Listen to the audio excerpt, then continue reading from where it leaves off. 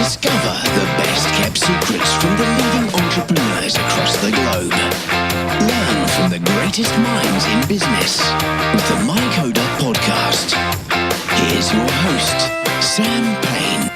What's up, everybody? Welcome to another episode of the MyCoda podcast. Now, today we have an incredible guest on board. I was very excited to get Allison Schaaf on board from Pipefish because not only has she got an awesome company, she's such a nice person, and I've genuinely had a massive interest in what she's been doing for quite a while now. I mean, my business partner, Mario, has been using Pipefish before. He's used Pipefish before, should we say, and what Allison done was so simple in terms of setting up a business model that works, but we tend to look at what's working now and think it's just happened overnight. And even like myself, I'm in this world. I'm fully immersed in startups and helping people with the startups and starting my own companies, and I understand the struggles of starting a business. But yet you do still sometimes forget that actually it wasn't always this way. And it was really interesting to hear how Allison went from not a great start, to be fair. I mean, she openly admits that things were slow starting, but then she also goes into how it did take off, and eventually it just worked because she persisted and tested and just went through this process that helped her build this company that is such a success today. So guys, you're going to get a lot from listening to this episode today, because I know that the struggles that Allison has had and does still have, because she runs her own business, it's never easy, but it's a lot of these things are the issues that you guys are having today and that I'm having as well. So it was really good to listen to this one, because not only has Allison made such a great success of Pipefish, but also to hear the struggles she went through and just how she overcome them. So if you are going through this process, guys, then please tune in, get your notepads out, and just learn as much as you can from someone who has turned it around and made it a success. Now, before we get into this one, though, I would like to put out there that we've been going for, well, this is episode 18 now, session 18, and it's probably the 40th interview I've recorded now, I think, off the top of my head. I've not got everything in front of me to tell you the exact facts and figures, but what I'm learning is these guys are so open to helping people. And the incredible thing is that they've always got time to just part with some wisdom or knowledge and just give you a little bit of guidance in whatever you may be struggling with. Now, they can't help you with everything. It's down to you to pinpoint that person that's really going to, help you in that specific area you're struggling in. And that's what takes a bit of time, okay? Because my advice before we start this is it's all well and good going out and with the best willing and the best intentions, trying to find someone who can help you, a mentor, someone who you can pay for consultancy or anything where people come in, have a look at what you're doing and help you. But you must make sure that what they are doing aligns with what you're doing.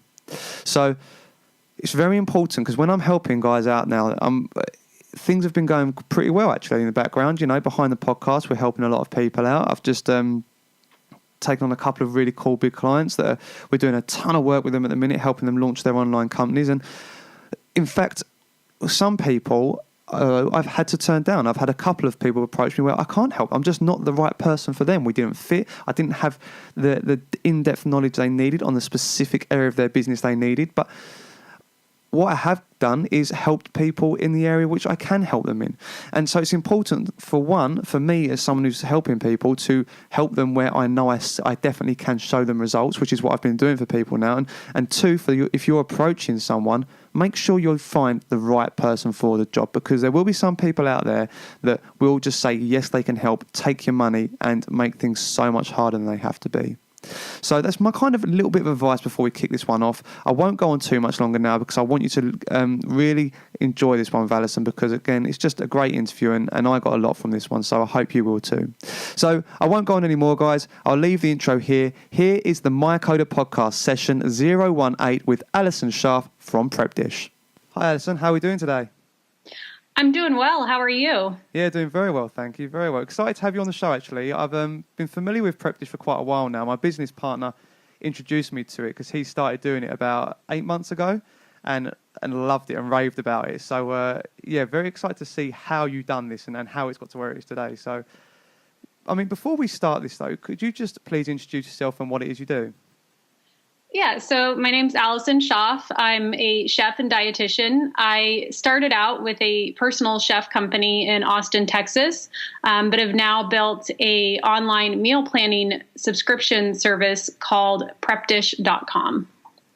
Awesome. And the theme of this podcast is all about business startups. And I'd love to get the backstory from all the guests on just how they started out, because I think it's key for the listeners to understand that actually it's not an easy transition into setting up your own business. So what changed for you? What made you want to become an entrepreneur and start Prep Dish? Yeah, well, I feel like I've kind of always been an entrepreneur. I was the one, in high school, I was selling my dad cookies and had a printout list and was baking them for him to take to his meetings and, just was always doing entrepreneurial things. And after I graduated, I did get sort of more of I call it a real job for a few years, but knew the entrepreneurial route was what I wanted to do. And so I ended up starting a personal chef company. I had actually been essentially a personal chef in high school, so it was familiar to me. And I did that back in 2009 and really enjoyed it. I enjoy cooking. I was cooking, so that was great. I was working with some amazing clients, sort of had a lot of trial and error in figuring out a service-based business. I went from charging an hourly rate to packages to basically signing my clients up for a year. So they were paying me a flat fee for the year, which was awesome. I needed 5 or 6 clients and I was pretty much done for the year. It was great, but I got into it and after a while realized long-term it wasn't going to fit with, the lifestyle I wanted. And, I want to have a family someday. And I just didn't think that would quite fit in. And started looking for what I could do online. That's where I came up with this idea of Prep Dish. It's essentially the same process I was using with those personal chef clients because I was visiting them once a week and doing their meal prep for the week, spending a few hours in their kitchen on Monday morning, chopping and mixing marinades. And then I would leave it all in the fridge and they would, reheat it in the oven and have meals for the week. With Prep Dish, the online service, what I did was basically take what I was doing for those clients and wrote it out so that people at home could do that for themselves. So, I say it's basically instructions on how to be your own personal chef. I started that back in 2012 and it's been quite a journey. Creating an online business is not quite so straightforward as the personal chef business was. The personal chef business, as you can imagine, I needed a knife and a chef jacket and that was about my expenses. Overhead of an online business just continues to grow, but it's been a fun and exciting journey. And I'm, really excited that I took this path. That's awesome. And I mean, a lot of people go into the online world because they feel there's an element of passiveness to the income. They don't have to do as much work for their money. Mm-hmm. I mean, was this something that you thought would be the case? And how has it actually panned out since you made that transition? Oh, yeah, for sure. I mean, everyone wants the passive income and, it's not passive. It's very active. It's a lot of hours, but it is more on my own terms. I got married last year and we took a 4.5-week honeymoon and because my husband's also an entrepreneur. So, there are some benefits and you can make it passive when you want it to be, but there's a lot of work that goes into being able to do that.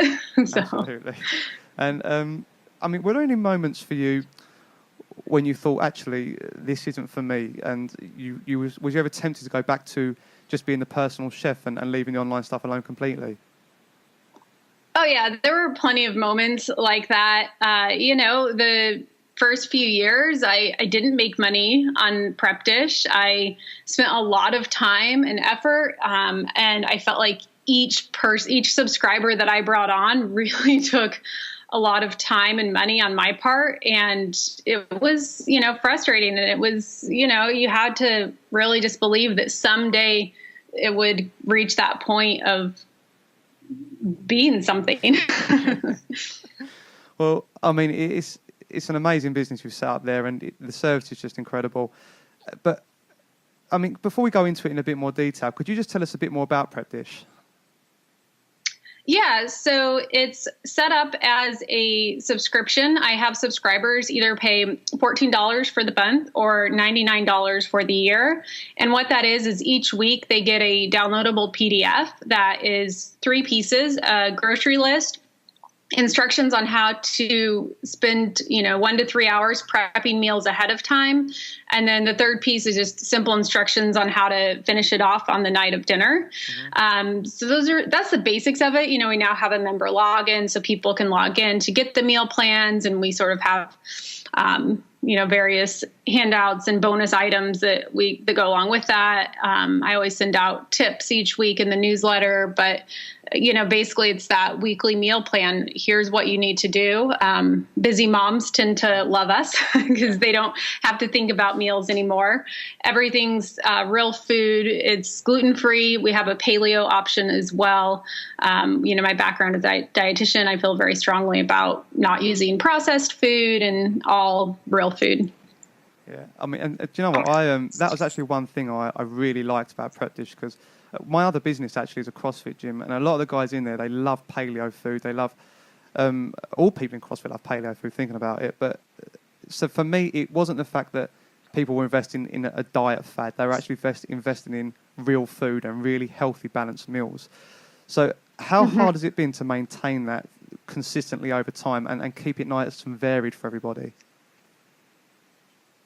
Yeah, that part, the meal plan creation, it comes fairly easy to me just because that's my background. It's a lot. I will say the editing of the meal plans is, it's a lot. I have people that help with that, obviously, but, just making sure that every ingredient that's used in the plan is on the grocery list and doing that whole process after they're built out,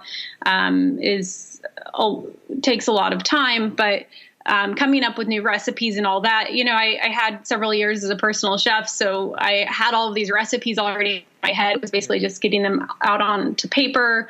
And so I find that the variety and coming up with new ideas, that's sort of my specialty. It's everything else that can be a challenge. Yeah. That's normally the hardest part for people, is coming up with new, fresh ideas. So I suppose you're very lucky in that respect.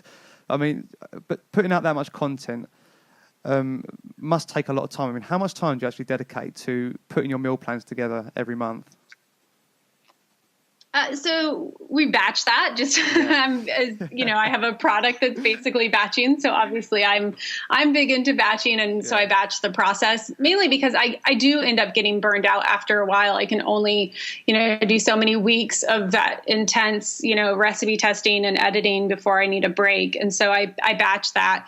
I've tried to I do try and track the time, and I think it's like each meal plan basically takes 40 to 60 hours of work on the back end to pull it together. By the time you put in, my testing time and then the team doing the editing and putting it all together, it's several hours that goes into each meal plan. So, but, after I had the first 52 weeks built out, I don't do a brand new complete meal plan from scratch the next year. I make edits, I update with, new recipes, like chia pudding is sort of a new thing that came out, or, smoothie bowls. And so sometimes I'll add in, newer foods and trendier recipes. But, if I do a balsamic salmon one year, well, I don't want to take it completely off the menu if people love it. So I also always ask for feedback. So I have surveys, and that's what that makes it a lot easier knowing what to edit, because I just go back and say, okay, in April, which dishes did people love and which dishes did some people not care for? And there's usually trends. And so I know what to remove based on their feedback. It's not me guessing.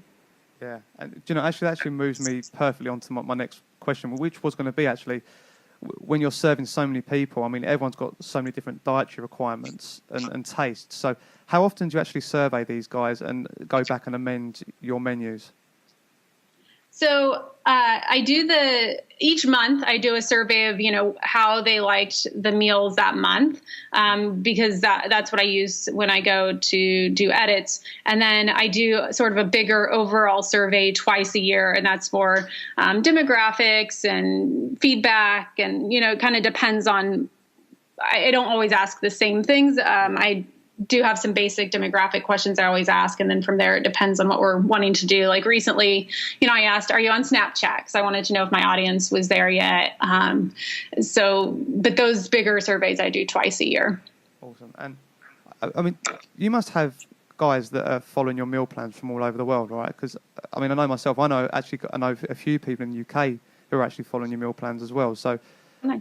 do you find it difficult when you're writing out these lists and putting ingredients together? Because some ingredients you can't find in other parts of the world. Has this been an issue for you?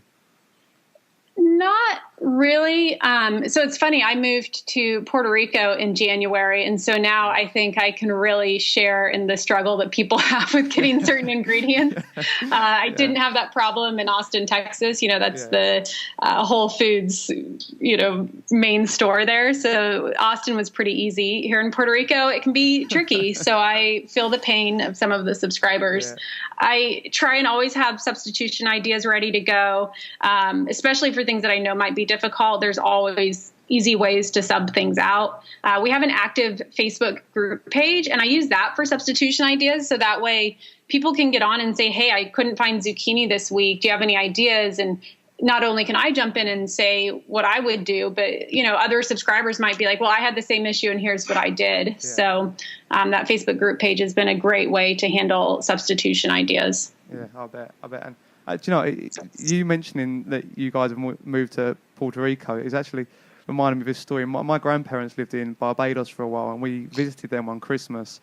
And one thing that people actually had to rush out to the shops for first thing Christmas Eve was Brussels sprouts. There's so many Brits out there, and nowhere sold Brussels sprouts all year long apart from Christmas Eve morning. And it was so hard to get hold of them. So, it just took me back to that.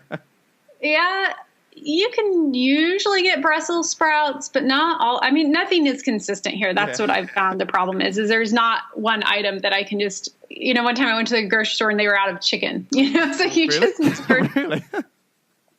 You just can't count on anything.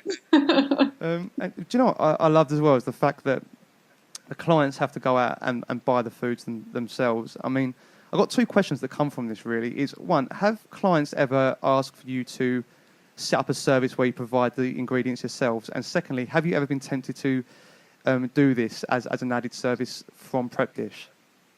Well, so one thing I do is Instacart lists. So if people have an Instacart is a grocery delivery service.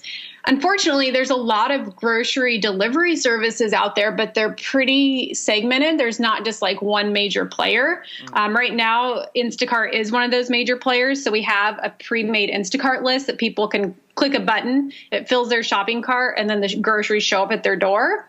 I wish it was available in more locations. But I like not having the food delivered because they are able to make those substitutions and really make it their own and figure out, what can I do? They can remove a meal or add a meal. It just makes it so much more flexible for them and their needs. And to be able to swap out, they go to the store and the strawberries don't look that great. And they're like, well, I could use raspberries in this salad. And so I like them to have that kind of control to be able to monitor based on their preferences and, what looks good in the store. Yeah. Yeah. No, and I think that must help so much as well because people must have so many allergies and everything else. So I suppose it takes the stress out of that decision for you, doesn't it? It makes it so much easier for you to implement those ingredients. So. And from a business standpoint, it's much easier to send out a PDF than to try and coordinate sending more groceries and what season. And, there was a storm. So now that, we don't have as many tomatoes as we thought we would, and trying to develop recipes based on that, that sounds like a nightmare to me. Yeah. PDFs are so much easier. I'll take a PDF, please. And do you know what? Because I've got a confession. I don't really cook that much anymore. My wife tends to do a lot more of the cooking, especially since, I've got my other business and my online business as well. So I'm pretty much flat out all the time. But when I did used to try and cook meals out of recipe books, one of the issues was they would advertise these recipes as easy. Like you could cook this meal in 15 minutes. It's easy to do. But then I hadn't even heard of the ingredients. And like an hour and a half later, I'd still be there trying to figure this out. So how have you got this off to a T? The art of setting how long it will take you to do it, and actually it does take that long to do it. That's so hard to do. So how have you guys done that? Well, for one thing, my recipes and my cooking have always been, I've always tried to be as efficient as possible, because I was basically, as a personal chef, the quicker I was in and out of the kitchen, the more clients I could take on and the more I could make. And so I was always aiming to be, as efficient as possible, but still have really high quality food.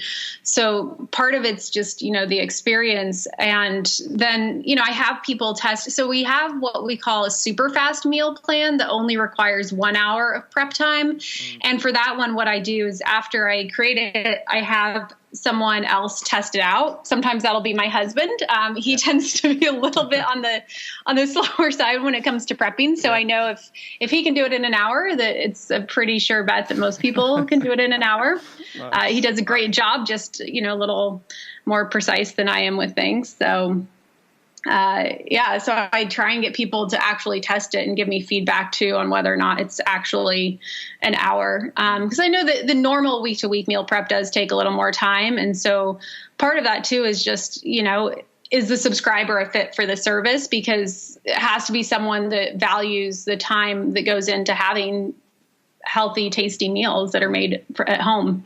Yeah, absolutely. And you touched as well at the start of the interview, you said that it took you a while to actually generate momentum and make an income from Prep Dish. So, I mean, how long did it take you from the point of launch to actually start generating an income? Probably 3 years. Okay. Yeah. Yeah, because, most guys would have just thrown in the towel at some point in between that 3 year period. Yeah. There was revenue coming in on the second year and then, the third year, but the expenses were more than what I was bringing in. So, yeah. And how was you subsidizing that? Because how much of, basically what the question that comes now, I suppose, is, was you doing anything as a sideline why it was taking this time to get Prep Dish to where it is? Or how did you subsidize your lifestyle, why things were going slow at the start? Yeah, so I've always had the personal chef company, and that's something even today that I still have. I no longer cook in that business, but when I first started Prep Dish, I was doing both at the same time. They were a nice compliment. When I needed to test a recipe, I would put them on client menus, and then I could go, when I was in their kitchen, I could sort of test the recipes as I was cooking for them. So it was sort of a double whammy there, is, cooking for them, but also testing. So it worked nice. And it was a very steady, reliable income because I had them on year contracts. So I knew, over the course of the year, what money I was going to bring in, and it was, above what I needed to survive. So it gave me the flexibility to start this business and not generate an income for a few years from this one. And how many how many subscribers have you got now? So now we're above 2,500. Okay, that's awesome. That's really cool. Yeah. That's really cool. And do you get many, actually, you just said you used to continue doing your personal chef stuff on the side. Do you still get requests from people to actually go and cook for them personally, even though you're running Prep Dish now? Yeah, I do. And I have, like I said, if they're in Austin, if anyone's listening and they're in Austin, I have a chef there. Her name's Katie. She's awesome. And I'd be happy to set you up with her and have her come and cook for you. So that's how I handle that. And, and the Prep Dish, it is extremely, on the surface, it's a very simple concept. It's very simple in how it works. It's seamless how it operates. But I'm not an idiot. I know that takes a lot of time and effort to establish that. So what systems have you actually got in place at the minute that facilitates Prep Dish and allows it to be so seamless for the user? Yeah, and I think that's a good point, the way you worded that. It is seamless for the user. That's how we hope it appears. On the back end, it takes a lot of work. We switched to Infusionsoft in January. That has been an uphill battle. The Infusionsoft handles our email list. We now have a member login, and it really handles most of what we do. My husband actually started working on the business this year, and he helps out pretty much full time doing just Infusionsoft. That's how much work it takes to get that up and going and set up. So that's the process. There's different emails that go out. So if someone signs up for our free newsletter, they get a sample meal plan to try out, and then they get a series of 10 emails after that.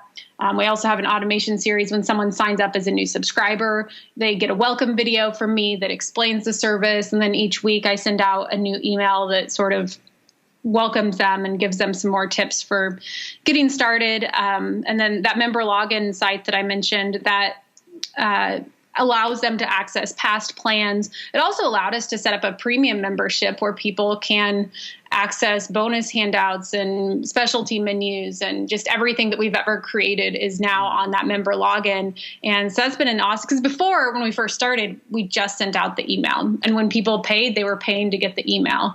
But now when they pay, they can actually log in and have access to archives. And it's been a great bonus to offer. But, getting that set up took several months. Yeah. And I mean, you've grown to the point now where you said you have 2,500 subscribers. So what team have you got in place now? You said your husband deals with a lot of the Infusionsoft stuff. Have you got any other guys in your team that are helping you at the minute? Yeah, so we have a customer service representative, Holly, that helps out responding to pretty much that's all she does. It's just customer service help. And then I have Andrea on my team, who's been with me over a year now, and she helps out with sort of partnerships and getting all that set up. So, we work with a lot of bloggers and influencers and other companies to promote Prepdish, and so she helps us with that end of things. Yeah. And I mean, there's a lot of guys out there that I'm speaking to who are trying to get into the online food industry, but there's a lot of logistical problems that come with food and online. So I think the fact that you've got you're selling a newsletter, which is the best business model out there, I suppose. So how do you advertise this service? How do you get the word out? And then once you've got the guys in, what is the general feedback from guys when they first come on board? Are they kind of surprised by this model you've got? Because not many people are doing what you're doing with the online food industry. So the first question, how do we get subscribers? Any way that we can. That's always something I'm working on, getting more and growing. And the main thing that we do is working with other influencers, finding people out there that we can partner with, and they can, promote Prepdish. And also, maybe we promote their product as well. So sometimes there's some win-win partnerships out there where we both promote each other, and it's a benefit for both sides. And that takes a lot of different forms. We sponsor a newsletter or a blog post or, social media shout outs, but, all of those, there's a lot of different ways within that category. And then I totally blanked on your second question. I feel like you had two questions in there. Yeah, no, it was. Yeah, it did lead into a second question. I did say a lot actually there. I'm surprised. I don't know why I thought you'd remember all that, but yeah, the second part of the question was basically when guys first come on board as a subscriber to Prepdish, are they generally surprised by this business model because no one else is doing this in the online food industry? I don't know if they're surprised. I try and continually provide unexpected value, sort of surprises, after they've been on because I don't want to overwhelm them. So that's the problem too, because like you said, it's probably new to them. Maybe they've signed up for another meal planning site, but probably not. And so it is a new concept. And so I try and sort of be really simplistic in how I explain it in the beginning, but then as we go on, I try and surprise them with added value as we go on, because I want subscribers long term. I want them for multiple years, and so the more I can give them added bonuses, here's a smoothie handout or here's some breakfast recipes, and that's where those customer surveys really come in handy, because I try and get to know our subscribers and know what they want and know what would provide value to them. So I just ask them, and then I try and provide those things as a way as showing my appreciation for their business. And I mean, with your subscribers as well, the Facebook group, we touched on the Facebook group earlier, and I mean, how beneficial is it having this group for Prepdish been to your business, and have you got a lot of leads from this Facebook group from people trying to invite other people in? Yeah, I don't know how many leads we've actually gotten from the page, but I would say the page is really important to the business. It provides a sense of community. And that is what some of these subscribers are really wanting, especially with Prep Dish, because you have this day where you spend time doing these meals and you want to share that with others, whether it's, snapping a picture when you're done or of the meal that turned out so tasty. And you kind of want to show it off with others that get it and that understand that you did it and support you and say, yay, that's awesome. And so that's what this Facebook group provides. And it also, puts a face to me and the rest of the team. Andrea and Holly are on there as well. And it helps them see, there's real people behind this business that are here to help you. And we want to get to know them. And that allows us to get to know them. So it's been a really great resource. Yeah. And, there is something quite, because I don't do it so much anymore because I work from home quite a lot now. But when I was going back and forth to my office a lot, I used to spend Sundays doing my meals, and there is actually something quite strangely satisfying about seeing loads of Tupperware boxes stacked up with all your meals on the side and like just mess everywhere. But you do feel like you've achieved something quite incredible by the end of like a 2-hour stint in the kitchen. Oh yeah, for sure. And you just want a high five. And if it's a virtual high five over Facebook, then, that works. Yeah. You generally can't high five your wife. She kind of just tells you to clean up. You're like, all right, yep. Yeah. Okay. And Allison, I mean, we're running towards the end of the 30 minutes we've got allotted for today. So I always like to ask people this question because we get some really incredible answers from everyone with us, actually. Someone's always offered a really good bit of advice. So if you had to leave one bit of parting wisdom for the listeners today, what would it be and why? I think it would be to wake up each day and do the most important task first. And you always know what is that most important task. It's usually the one you want to put off. But I always, when I wake up, challenge myself to what is the thing that's really going to move my business forward or move me towards whatever goal I have at that time. So just wake up and do that thing every day. Yeah, that's great advice. That really is, because I used to be the world's worst for that, actually, just leaving everything till the last minute. And my productivity was just dire, to be fair, because I was just in such a bad mood when it comes to getting the rubbish task done. So yeah, I can definitely relate to that. That's awesome advice. Yeah. And Allison, lastly, before we finish this up, where can people find you online and how can they get in touch with you? Yeah, so social media, I'm at Prep Dish on, Instagram, Facebook, Snapchat, all of the social media channels. And I also have a web page set up, prepdish.com/MyCoda. That has a 2-week free trial. So if any of the listeners want to try out the meal plans, they can go there and do that for free for 2 weeks to just see if it's a fit. So awesome. Thank you so much for bringing that to the show as well. And guys who are listening, I would definitely recommend getting on that. And because I've heard so many good things from people that I know are on it, and I've actually tested it myself, and it's just amazing. It's so easy to just set up your meals for the week. It is so beneficial because it takes so much time out of your week. So Allison, thank you for doing that for the MyCoda listeners. Thank you for coming on today and just providing a ton of value as well. It was really cool to see how Prep Dish come about and how it got to where it is today. So thanks for coming on. Yeah, thank you so much for having me. Okay, guys, and there it is. Another awesome episode of the MyCoda podcast. And Allison, just thank you once more for coming on today and just sharing your experiences with us on the MyCoda podcast, because like I said at the start of the interview, guys, I got so much from interviewing Allison, and I know you would have got a lot from listening to her as well. So Allison was very kind. She has offered the MyCoda listeners a 2-week free trial on Prep Dish, guys. So there'll be a link for that in the show notes below. And if you do want to try Prep Dish out, which I thoroughly recommend doing, I know guys that have done it. I've done it myself. It is a brilliant program.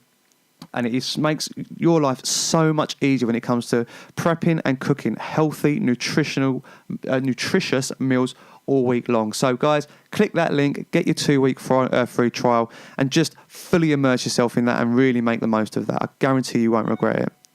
And that is it, guys. So, one thing I want to go through before we wrap this up would be, I want to know what you want to know. I want to get in your heads, and not in a creepy way either, okay? It does sound a bit creepy. Not in a creepy way. I want to know what issues you're facing in your businesses. I want to know what struggles you're facing. And I'm going to do that by putting a link in the show notes, and it will literally be Ask Sam.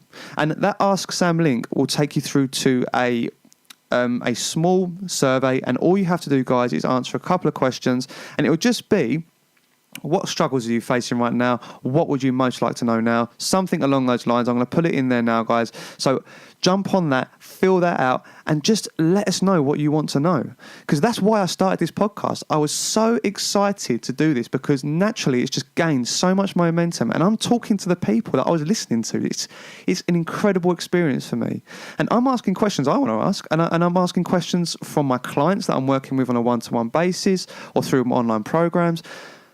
I want to know what you want to know, okay? So guys, if you are facing struggles in your business, jump on that link, fill out that questionnaire, and I will ask them in my interviews. And if I can't find guests at the time that can answer that specific question, okay, because I will ask them, but if they can't answer it, then obviously you won't hear it. I just won't put it in the interview, but then I'll answer them myself. I'll go through the questions, and it will literally be an Ask Sam session, okay? And we can go through all your questions that you submit in the survey. So guys, if you are struggling, jump on that. It will take you 2 seconds, and I will do everything in my power to answer those questions fully for you to help you progress and move forward with your own business. And that is it, guys. Thank you so much for tuning in today. It was an incredible show. Allison, once again, thank you for coming on to the show today. And guys, look forward to the next episode of the MyCoda podcast. Thanks for listening, guys. I'll see you soon.